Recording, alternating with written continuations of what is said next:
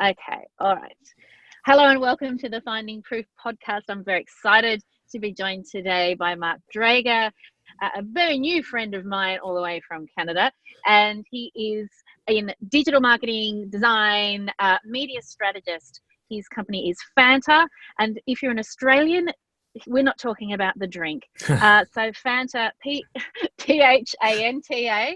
I might have to take a couple of bottles of Phanta, Fanta, to Canada next time I'm over that direction, I think. Welcome, Mark. I'm glad to have you here. Thank you so much. Now I have to ask before we get into the really serious stuff, do you guys have Sure. You guys have Phanta Fizzy and the Phanta Straight like they do in the UK, or is it just one type? No, just the fizzy. We can't be dealing with Phanta Straight. I don't know what that nonsense. I don't know what that is. It's like still. It's like, you know how there's still water and then fizzy water? No, you can get still Phanta over there. I'm just feeling everything wrong with the world when I think of still Phanta. It's a little bit like, Canadians trying to tell me that Ovaltine is the same as Milo. Not going to happen. I don't even know if I know either of those references, but you don't know, you see. But what us Canadians like to do is prove to you that what you call snow is not snow. That's my number one thing I like to do, is call you out on the internet that your little whatever it is, 3 centimeters, 2 centimeters of white fluff on the top of a mountain does not count as snow. Thank you very much. Yeah. Yes. Okay. Called out. Totally called out. So for those of you who are not aware, I made the gross mistake of mentioning that it was cold here in Tasmania, keeping in mind, next stop on the planet after where I live is Antarctica. But yes, it's not as cold as the Great White North that is Canada. And I made mention of snow. And so I felt compelled to prove that we had snow on our mountain. And I found a patch about this big next to the road that hadn't melted away. And I managed to angle the photograph just so all you could see was the snow. But yeah, I don't think Mark quite believed me. Excellent. We don't have reindeers, but we do have kangaroos. Yes, you have lots of things we don't have. That's for sure. Well, thank you. Thank you for having me, though. Always welcome. So we were talking a little bit before we started recording, and we were talking about, we were talking about a few funny things actually, but we were talking about this idea of marketing and my core clientele. I appeal to, or I speak to, business owners and entrepreneurs in any field, but in terms of my core mentoring clients, mostly they are mental health professionals here in Australia, but soon to be Canada as well, and other parts of the world. But we were talking about the importance of marketing and sales, even when we feel, as mental health professionals, we came to this profession to help people. And so there's this friction between the wanting to help and almost that charitable feeling that comes with that, and the need to get your message out there, because otherwise you can't help anybody if they don't know that you exist. And you've done some work, haven't you, with other health professionals and hit some of the same pain points, I guess? Yeah, and it's funny. And anytime, so the way that I look at it is that there are people who are, quote unquote business people, and then there are people who have a craft or a trade. And if you have a craft or a gift or a trade, and whether that's being a physician or being a frontline healthcare worker, or even being something like, a dentist or someone in private practice or whatever it might be, you have a gift and a skill and a trade. And so sometimes the people who are the very best at that are uncomfortable being business people. They, obviously you want to run your practice. You want your practice to grow. In my experience, fairly competitive market, fairly competitive people, with the desire to be the best, to stand out, to be recognized, to see huge improvements with the people that they work with. And I think at a certain level, we all want to do the very best work and help people. But in my experience, and it's not in all cases, but in my experience, a generalization would be that people in, any kind of healthcare profession, it's just kind of uncomfortable being titled the business person, because it feels like it goes against helping people. And so whether you're speaking about sales or marketing or branding or being a thought leader, all of this is wrapped up into the same thing. And I think it has more to do with self-identity and comfort zone than it does the very thing, like the very practices of it. To me, everything is like a marketing play or a sale. And so, you know, even with I have 4 kids, even with my 4 kids, I don't like to negotiate with them, but I like to sell them on the idea why, if, you know, we do X, Y, Z, we might see these rewards or whatever it might be. And so when you're thinking about growing and building your especially a private practice, the way that you're perceived within the community, the referrals that you may get from other healthcare professionals, even if you're not doing outbound active advertising or marketing, you could lose patients by not carrying yourself well, or not portraying yourself well, or not having a great welcoming environment or whatever. It's all tied up into the sale. The sale isn't having someone come in and saying, you know, I'm giving you a free assessment. I need you to sign for 13 weeks of treatment. And, you know, that's not the sale. The sale is every single touch point, every single way that you're perceived, and the way that you carry yourself within the communities that you're working. That's so true. I often say to, especially to younger clinicians who are perhaps moving into their own businesses, and often say to them, reputation is everything. Your whole business is about your reputation, how you relate to the people who ring up and ask a question, how you relate to the people who are referring clients to you, whether or not you return messages, all of those things feed into your reputation. I actually had some really lovely feedback recently. My husband went to the doctor, and the doctor pleaded with him to get me seeing more clients again, because my reputation is well established as a clinician. And of course, most of my work now is in mentoring and other things. But, you know, it was nice to know that my reputation still sits well with the referring community. And so my job as the CEO of this practice is to make sure that my reputation stays stable, so that my clinicians have a good referral base, and that those referrers trust me to have the clinicians that I've chosen well for my clients. So there's many layers to all of that. But I don't want to confuse reputation with professionalism. And I think most people who are professionals wrap themselves in a stoic or detached professionalism for fear of, you know, being perceived as too ordinary or too average or too welcoming or whatever. And so I, in my experience, a lot of people who worry about their reputation actually worry about maintaining this artificial level of professionalism that makes it really hard to connect with you, really hard to understand. You know, I'm sure you're a professional, Tess, but that's not the side of you that I met. I didn't meet the side of you where you insisted that every photo of you had to be a certain way, and you had to, you know, have the no, collars, that's right. You know, the collar completely stiff and all of those things. And so, like, professionalism just destroys your likability. And so you're right. I mean, there's a lot of things wrapped into this. But I think the way that I always look at it is you know, who are you? Who do you want to work with? Right? If you want to work with people in maybe a clinical sense, or maybe within the healthcare system, or maybe you're semi-private, I'm not sure how your healthcare system works there, but if you want to work with people who have faced serious trauma, or if you want to work with people who are business people who want to go to the next level, or you just decide who you are and know who you are, decide who you want to work with, and then quite simply, who do you need to be to connect with those people? You know, it could just come down to a really easy to get to space that's clean and private, and, you know, you're a great person. It could be high-end offices. It could be having things look a certain way or feel a certain way, or a digital app, or all kinds of things. But it depends on just who you want to work with, understanding who those people are, how they'll perceive you, and then just portray that, share that, be that in everything that you do. That's marketing. That's sales. Yeah. I think we often forget that we need to portray ourselves as human beings. And so a lot of the work I do on social media is that pared down. I'm just me, I'm just Tess.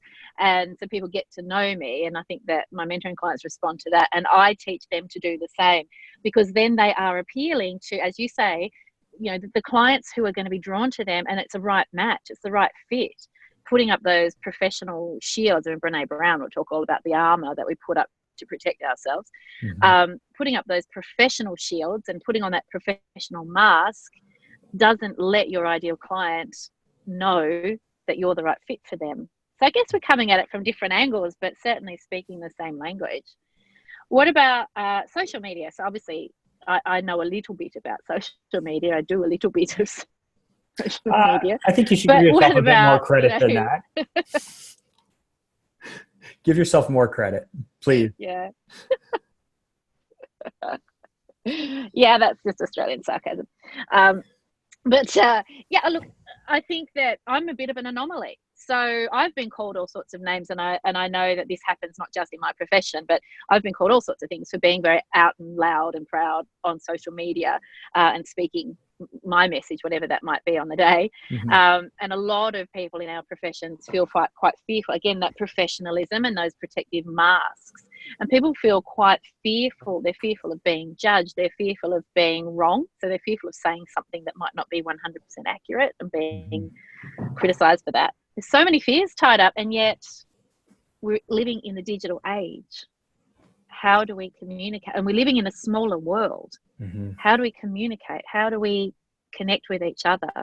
The new CEO of the professional body that I'm a member of, the Australian Psychological Society, actually said recently that for us as a profession to connect with our community, we must embrace social media at the forefront of our endeavours, which I was so relieved to hear her say. Do you find that in other other professions? Did she follow that up with how what that actually means?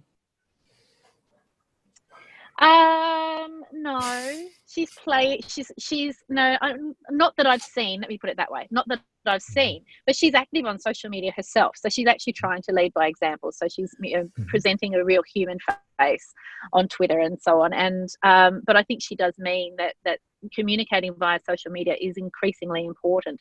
And a lot of mental health professionals are fearful of it because it's not the way they were taught to do things. And we weren't ever taught about business. We weren't talking about marketing or sales or any of those things. We were taught to treat people. Of course. So it's a new language. Yeah, it's a new language for a lot of business owners in this field. Do you find that people are still, as a digital marketer, do you find that people are anxious? Do you feel that people are increasingly understanding why social media and digital media is so important, or is it still a battle for you to convince people of its worth? So, I mean, in the work that we do, social media is often so you can advertise on social media channels for your practice or your brand without being active on social media. And so we have to be kind of careful in terms of the way that we think about this as business owners or practice builders or whatever it might be, because you can choose to take out ads like you would on the radio or maybe in a publication or I was going to say the Santa Claus parade. I don't know if you guys do that there, but you can, there's all these, like maybe a barbecue or something local. There's all these things that you can do to advertise, and you can choose to advertise on social media. The choice to actually be on social media and grow a following and be a leader and be seen is to me a different choice that you're making. You know, I've been in this. I started my firm in 2006, and yet I've only really actively decided to start building social media in November of this year. So for a very long time, I resisted for very similar reasons to you. You know, I don't like being declarative. Our mutual friend Evan Carmichael is always on me for being like just very, very declarative. And I just know that it's not black and white. I know that it's sometimes and all of these things, but you know, I'm supposed to be seen as certain, which makes me uncomfortable. I know that there's a lot of nuance in what we say and how we say it and what we share in context that we just don't have the time to get into. So someone will always think that you're wrong, and that makes me uncomfortable.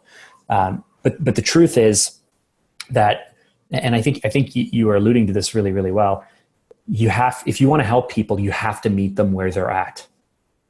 And so if you're building a practice, where the vast majority of people who you want to help are simply not on social media, then I would say have the freedom to ignore it and meet people wherever they may be. But if the vast majority of people are on social media, and for whatever reason they may be uncomfortable seeking out help, or really a lot of us spend a lot of time looking up to people, and the reason why we're so inspired by those who happen to be doing well on social media is because they're doing the things that we wished that we could do, or they're bold the way we wish we were bold, or they had fun and so, and whatever it might be. And so, the best, in my experience, the best way to help people is to be able to connect with people and give them what they need when they need it. And so if you're on social media, as you know, you're going to connect with many more people. You're going to have the opportunity to help many more people. And in the long run, I mean, that's just good for you and what you're doing and your practice and your business. I mean, the more well-known you are and the more good work you do and the better your reputation is, it's the old days of word of mouth, just amplified across a platform. That's it. And it's scary. Yeah. It's word of mouth on steroids. Yeah. It can be. I mean, again, you have like the only reason you and I know each other is because of social media, right? So exactly. I know, right? I know. It's funny. This is what I mean, though, about a smaller world. We often talk about the capacity to help people and when you're in a helping profession as well. You're helping people with their businesses and helping them get their message out and helping them communicate. And we as mental health professionals do similar things, but just from a very different perspective and for a very different reason, of course. But the point is, we still have a message. We all subscribe to, as mental health professionals, the need to break down stigma around mental illness. We all subscribe to the need to break down stigma around help seeking, because so many people are too embarrassed to ask for help. And so, for me, it started out, my social media stuff started out as purely about mental health topics and talking about depression, anxiety, personality disorders, and so on. And that's where I guess I grew comfortable in the social media space, because I felt this is a community service. So I felt that it was safe. It was a comfort zone for me. It's a community service. It's what we call psychoeducation. Stepping outside of that community service and then building a personal brand took me out of my comfort zone. But and that's the stuff that I'm now working with others on. You've got to step out of your comfort zone. I mean, Evan's always talking about if you're staying in your comfort zone, you're bored with your life and you hate your life and you're just photocopying your life day after day. So for you, stepping into the social media space last year and growing that, I mean, how did you start? Because you already had some knowledge about the need for marketing. So how did you start? So I'm maybe not the best case study in the world, because I've been running and I've owned a marketing agency for 12 years. I went to film school. I'm a graphic designer. I mean, it's kind of like cheating really for me because people were so surprised when they're like, you weren't on social at all, and now you're here and you're doing amazing stuff. Your growth is huge. I'm like, well, let's keep in mind that I feel like I have a decade of practice at this. So, but it didn't change. It doesn't change the fear. It doesn't change, the excitement that quickly wears off. The fact that, you're doing it and doing it and doing it, and people who were supportive and really behind you and like every time you release something, they were like, this is the best. They like lose interest and you have, all of that stuff. But in April, I spoke at a national conference for physiotherapists in Canada specifically about social media and leveraging it for their practices. And it just came down to, I almost felt the need to like make a case for it. And so I showed screenshots of recent conversations that I had with people where people I've known for years who did not mention anything to me out of the blue would say, hey, Mark, I noticed what you've been doing.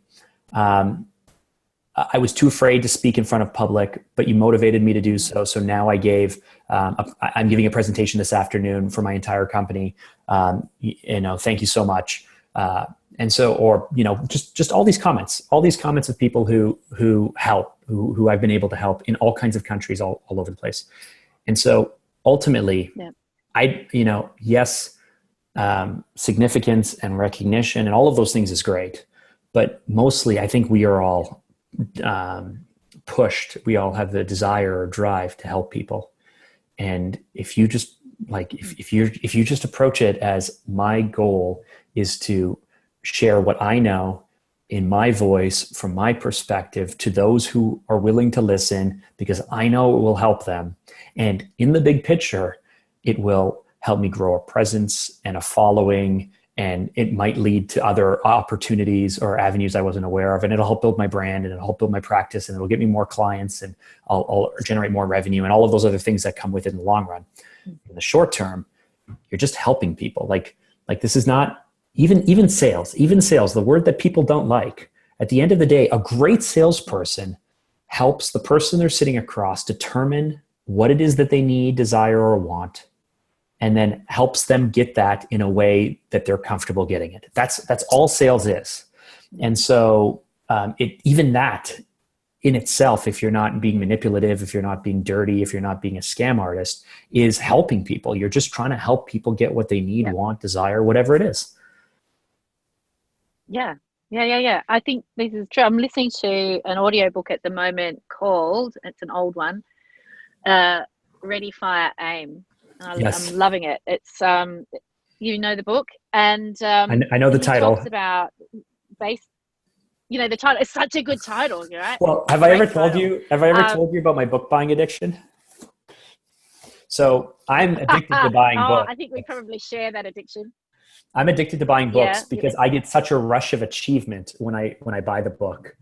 And when the book shows up, I just feel so accomplished for knowing that I am the type of person who could read this book.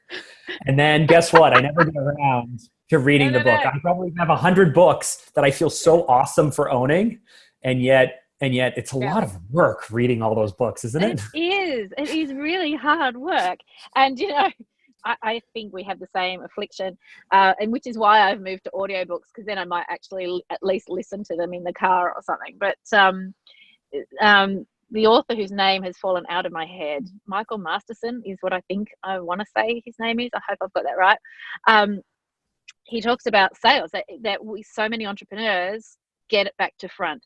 They've spent the time and the money getting their offices sorted out. They've been shopping for furniture. They've been doing all the pretty things, and they haven't even tested yet whether or not they've got a product for sale. And I've been saying I was talking with one of my mentoring clients this morning, and I was saying to her, as a mental health profession, this is our dirty little secret, that if we're in private practice, we are also all about sales. And that's a really uncomfortable truth for a lot of people in my profession.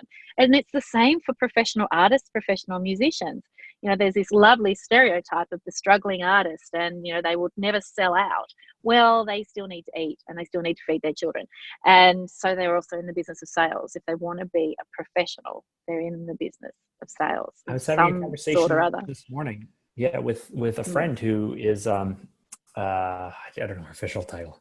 Let's say she's a psychologist, counselor. I don't know. Anyway, why not? And she had to move offices because her sublet was up and this and that. And she was going on about, not going on in a negative way, but just saying like, oh, her new space should have windows and should have this. And just like, and I was like, no, you don't need windows, right? Like with proper environment and proper lighting and it's clean, that's enough. Like don't make things too complicated. Don't get yourself into a 5-year lease. Don't get into any, just get your space, plant your flag in the ground, say, this is my community, build your practice, become known.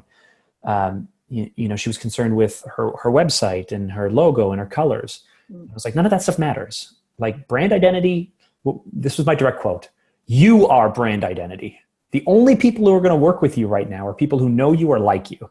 So guess what? Like, I would rather you spend your time looking and feeling great. And if that means for her having her nails done so she feels put together, or wearing bright colors, or walking into the room with confidence, that is more important than putting granite countertops in and getting the floor done, or making sure your sign looks perfect, or even making sure your website is like next level and better than everyone else. Right. And I'm a marketing person, but people like you, then they want to work with you. If they trust you, then they want to work with you. You need something. You need something to draw them in. Yeah. That's it. That's exactly right. It needs to be more than the pretty outers. You know, I know when I'm procrastinating, I'll start fiddling with brand colors and brand fonts and brand this and brand that. And that's my way of playing with dolls as a grown up, you know. No, I'm I just like playing. Yeah. And well, I was more of a colorer in as a kid too, but you know, that's my procrastination, and I recognize that that's what it is, and that's fine. And so my, you know, my personal brand has changed colors and fonts and whatever's about 60 times, makes no difference to the message I put out or to the people who are drawn to work with me. Again, because of social media, people know whether or not they want to work with me. They know whether or not they like me, and I'm quite okay with knowing that there are people who don't like me. That's fine. I'm not their cup of tea. I probably wouldn't enjoy working with them either. And I don't mean that rudely, but you know, that the reason that you put your message out there, the reason you put your personality out there, so you draw the people that are going to enjoy working with you. You're going to be more likely to enjoy working with them. Yeah. Now I will say that, you know, a really bad brand can hurt your credibility if you're not doing a great job of explaining yourself or showing who you are. And it can, you know, it can make you not as likable as you really are, because you're just not like, all I'm going for is, you know, if people come to you to work with you because you are the most educated, then make sure that that's expressed everywhere. If it's because you're just a really understanding and caring and good person, then just make sure that that's expressed everywhere. If it's, you know, professionalism, I was going to say, but if it's credentials or amount of schooling or extreme specialist or whatever it is, just make sure that that's out there in terms of how it looks, how it feels, how it sounds, how people perceive it. Yeah, cool. So in this digital age, Mr. Digital Marketer, what's more important, a website or social media presence? It depends on, see, I'm a strategist. So the answer is it depends on what your goal is. So if you are planning on advertising and you need a place to drive that traffic to, so you're going to have signs or ads or digital, you know, banners or advertising Facebook or doing whatever you're doing, or you're not going to build a social following, then you have to have a website, because that's your digital home, right? That's the place where you may write or where people may simply just find, you know, like a lot of times new marketers forget simple things like, hey, is there parking or public transit access to your location? Is it a second story walk up? And so people with walkers or canes may have trouble accessing it. Like sometimes you have to just give the basic information, and the best place to do that's on a website. So I would say website is your home. It's your digital home. You should definitely have one no matter what. But is it more important than social media? Social media is more important if that's what, if you're all in on social media, right? And so something that I was speaking to another clinician about, and she was playing with the idea of, you know, would she do remote virtual sessions like what we're doing now, or does she have to be in person? And like, if you have to be in person, and, you know, then I would say social media may be less important, because it's just such a big world. And so if you're not open to helping or speaking or working with people who happen to be a few hundred kilometers away, then maybe you want to focus on your community first, or figure out ways to actually win on social media within your really tight local community. Did I answer your question? Because that was a long way to get there. I think so. I guess for me, when I'm thinking about the procrastination things that get in the way of people either starting their businesses or promoting their businesses, oftentimes I see that perfectionism around websites getting in the way of taking action on social media. And so I encourage people to remember that social media is free, and you can build up a profile or at least a history on your social media channel really, really quickly by consistently posting good quality content, even if it just starts out of stuff that you've shared from elsewhere, so that when people are Googling you, they're going to find something that's got some substance. But I also agree with what you're saying, that the importance for me, the importance of a website is that there is some substance and credibility to having a home on the internet, you know, being searchable on Google. But whether or not people slow themselves down because the website's not ready, for example. I guess that's probably where I'm coming from. Well, but the core issue there is you shouldn't let anything slow you down because you're not ready, because you can use that same excuse for your first post on Instagram, everything, or tweeting a tweet, or making a YouTube video, or being on Facebook, or whatever it might be. The reason I come at it so practically is many people do many, many things badly. And so I would much rather them do one thing really, really well than 10 things very, very poorly. And so I would suggest that your website is really, really, it is important. It's a very important thing. But if you are going to ignore the website and you're going to go all in on Instagram, let's say, Instagram is not going to start generating business or leads for you very quickly. And so if you're looking to advertise or market, even if you're uncomfortable with it, but if you're looking to try and have people walk through your door or call you up, if that's the case, then you have to have a really great website or a landing page, and you have to do some online advertising to drive the traffic to it. Now blogging, so like writing written content so you'll rank better in SEO, doing email marketing, so building up an email list of people who follow you and want to keep in touch with you, going on to Instagram or Facebook or Twitter if that's your choice, and building that up. If you're more professional, maybe going into LinkedIn. All of these things, when we're working with our clients, we kind of remind them it's like brushing your teeth. And so if you want to see immediate results in your health, then you should eat better. I like keto, but you should eat better, or do some fasting, or sleep better, and go to the gym. And within a few days, you will see results. Brushing your teeth, you are never going to see results for, but it's pretty important that you do it. Because if you don't do it, and if you don't do it consistently, and you don't do it well, you're going to see negative results from it. And so I always look at some of these larger long-term activities in that way. It's, do you have to do social media? No. No one will ever tell you have to, and you can run your business without ever doing it well. If you started doing it now, will it pay off? No, it won't pay off. Other than these little wins until like maybe 3 months, 6 months, 9 months, a year, 3 years, whatever it might be, depending on how fast you can grow and what your goals are. But everyone that you look up to, including yourself and others, started this a long time ago. And now you go, I wish I had what they had. Well, start.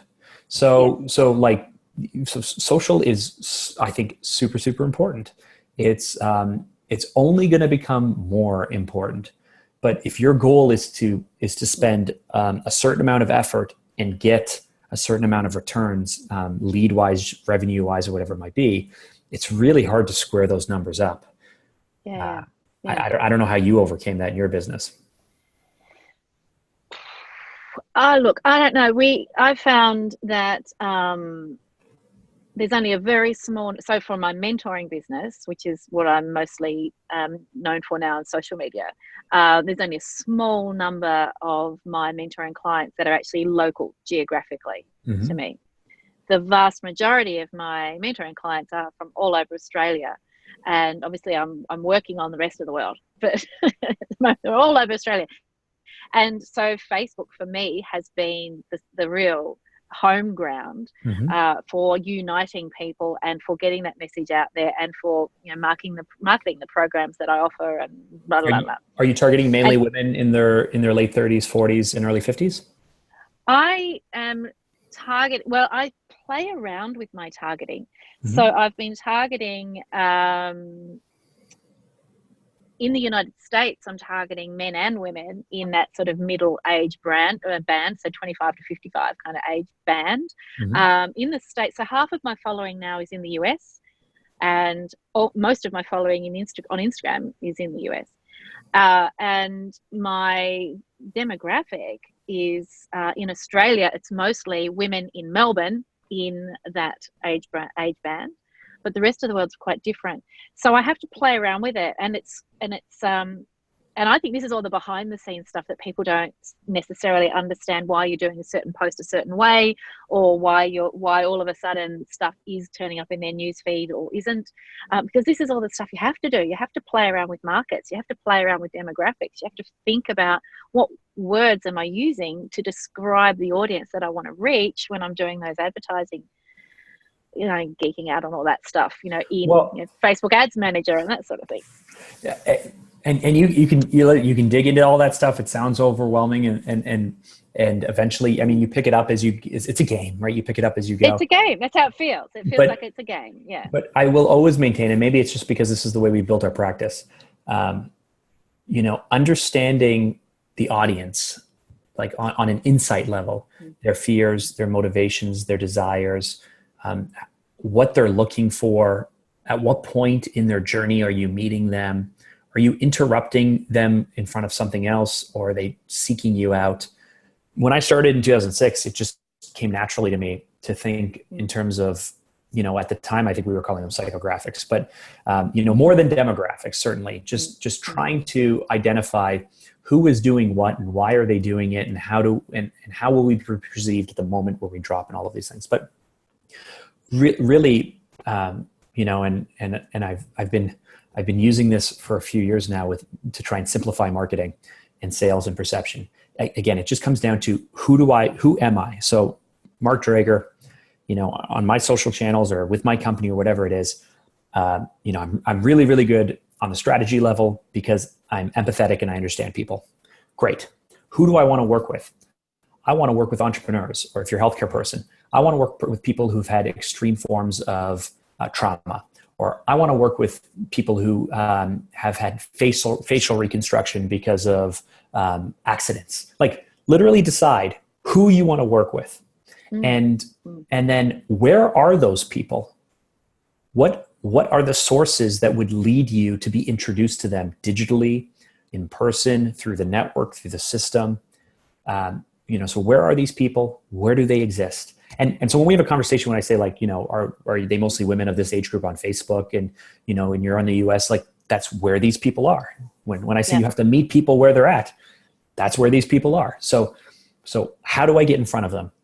And then, because we know who they are and what they're looking for, and because we understand their level of skepticism or belief or hope, their fears, their worries, what they are saying, but they're secretly asking for, but won't come out and say, because we know the people really well, we can shape our words and our tone and how we're perceived.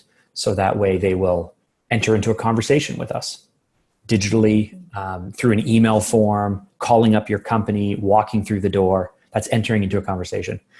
And because we know who we are and we know who they are, literally you Venn diagram and overlap who I am with who you are. And that is me shaping the version of me that I need to be.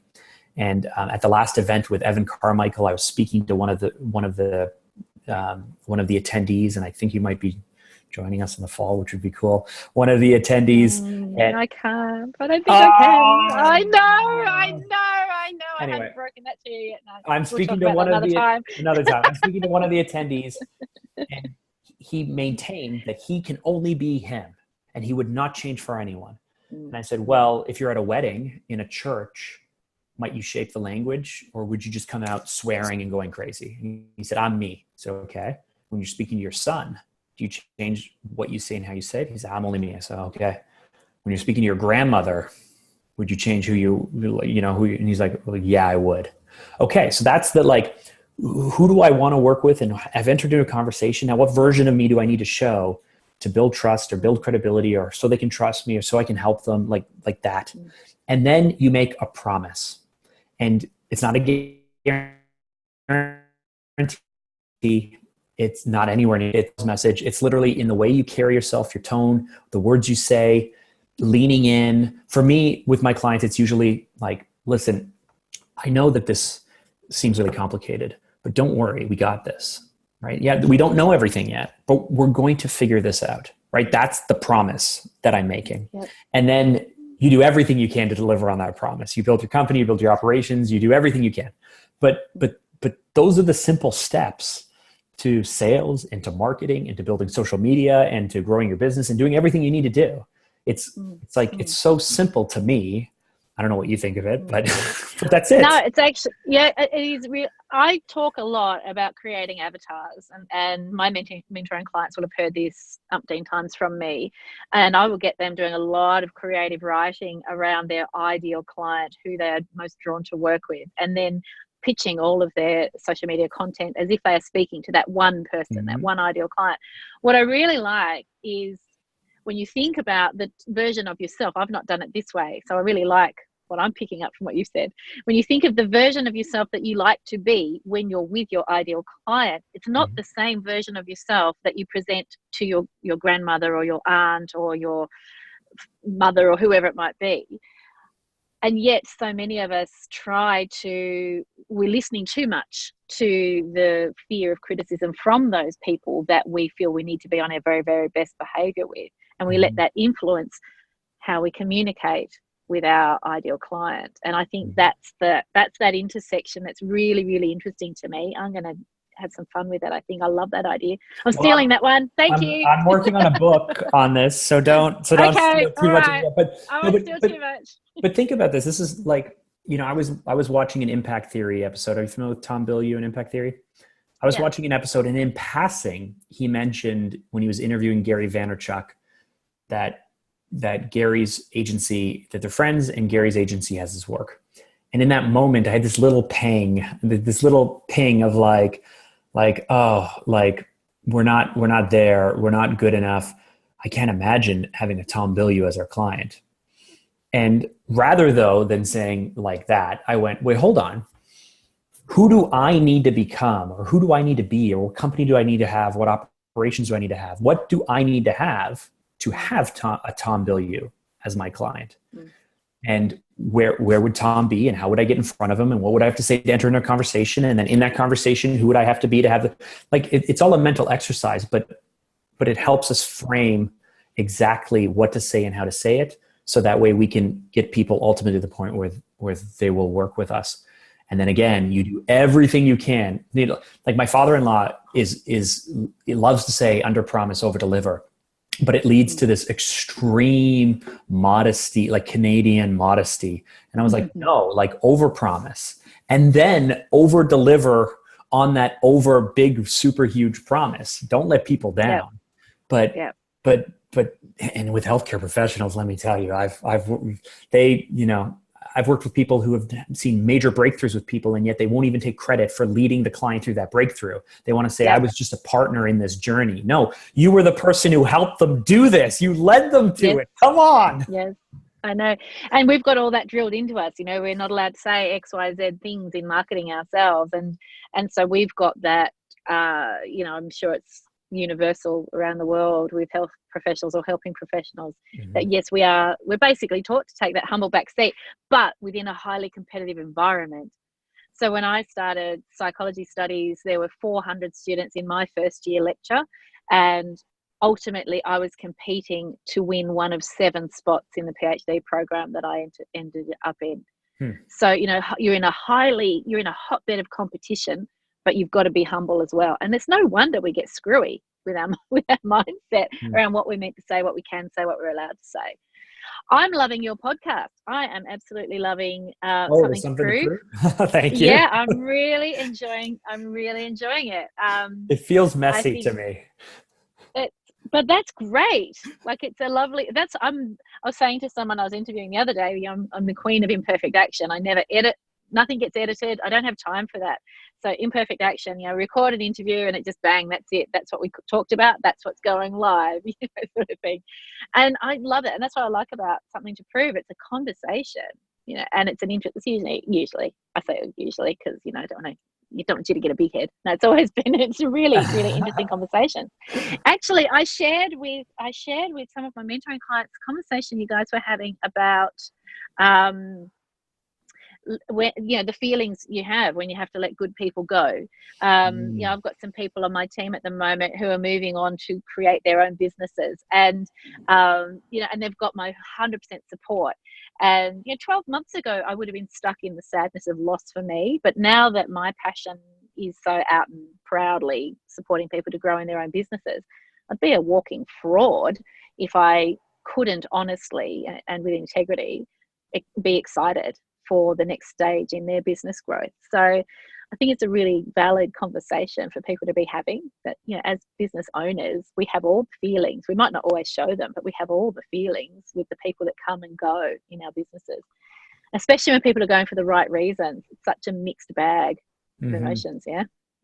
Yeah. And watching great people go on to the next thing, I used to have this feeling like working at my company was a stepping stone on other people's careers, but that the company was a shackle for me because there was no next stepping stone. Yeah. I feel like I've outgrown that because I've realized how much pivoting I can do in the business and what I can change, and I've had good people stay a long time, and I've had good people leave.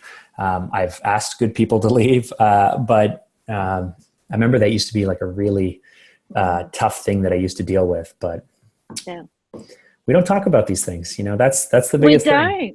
We don't talk about the hard things. We don't talk about the emotions. We don't talk about the sleepless nights. We don't talk about, that overwhelming sense of responsibility. I was talking again this morning with a mentoring client about, that sole responsibility that you carry as the business owner. And if you don't have good support around you, and as the business owner, that gets increasingly hard to find because you don't want to burden your team. And so having mentors and peers is really, really important, because otherwise that sense of sole responsibility becomes a sense of isolation, and that leads to burnout. You've got to watch for that. Yeah. Well, thank you. You're one of our most loyal listeners, I'd say. Well, thank you for coming and playing on my podcast. I think we could probably talk all night, and I know it's nighttime where you are. You probably need to go to bed. But it's only 9:25, but yes, it is. But okay. All right. I guess that I go to bed at 10 p.m. every night. Eh? I didn't know that. I'm actually early to bed, early to rise at the moment. So yeah, I get it. I'm going to say thank you, because I think we could talk, as I said, all night long. And I think it would be nice if you popped back in at some point. I reckon there's lots of conversations we could have around this stuff, which will be very well received by my audience anyway. Thank you so much for having me. And I will just ask one more question. Go for it. When you say we're finding proof Yes. of what? We're finding proof within ourselves that we've already got all of the things that we need. We've already got all the knowledge and the skills and the experience and the confidence, because we've already been brave in the past, but we've overlooked all of that, and we're just listening to fear voices now, and we're listening to the fear and letting that call the shots. So we need to look inwards for the evidence that we've already achieved so much and that we are capable of achieving the next step. So that's the proof that we are finding. And do you find that framework helps people rationalize and come to terms with what's going on up here, whereas most of these things that are happening are actually in our heart, right? Yeah, that's right. So I guess it's a balance between people like to say, oh, I'm being realistic, and realism is an excuse. Realism is an excuse, and it's usually an excuse for either pessimism or procrastination or perfectionism. Wow, that's my three. I just won. I got all three of those things. Ta-da! Yeah. Yeah. So whenever people tell me they're just being realistic, I'm very quick to call bullshit on that. And I will start digging like a little ferret into what that actually means, and start finding evidence with that person that, well, let's look at the evidence of where you've been really strong. So I can't show you because I'm using my phone to record this, but the wallpaper on my phone is a photograph of me at 9 in the snow in Tasmania. And and it's a photograph of me from a time in my childhood that was like a calm between the storms of a very difficult childhood. And that's just my little touchstone to remind myself every day of the things that I've been able to survive intact, been able to overcome, and that whenever I have a challenge on a day-by-day basis that I think is going to swamp me, look at all the evidence that's already there that you've survived plenty of difficult things, and you will continue to survive difficult things no matter what they are. So we look for those pieces of evidence that we can pull together to form a package of proof that you're brave, you're strong, you're courageous, you're creative, you're an entrepreneur, you've got this, you can do this, so it's not just saying you can do this, go do it. It's actually about providing little touchstones that people can draw on to remind themselves that they actually can, because they've already done it before. Yeah. Awesome. We just forget, we overlook it. Yeah. Yeah. All right. Don't go away because I'm going to end the recording and chat to you. But thank you, everybody, for joining me and Mark Drager today on Finding Proof, the podcast. This will be available via video on YouTube and all my socials. And I look forward to talking to you all again very, very soon. Bye for now. Let me end. Oh, I've got to end the recording. See, I don't edit. See, you're getting the exciting bit. I'm not even. Listeners, you got all the behind the scenes now because she's still recording. Behind the scenes. I'm still recording. Now my hair and my eyes too. Hang on.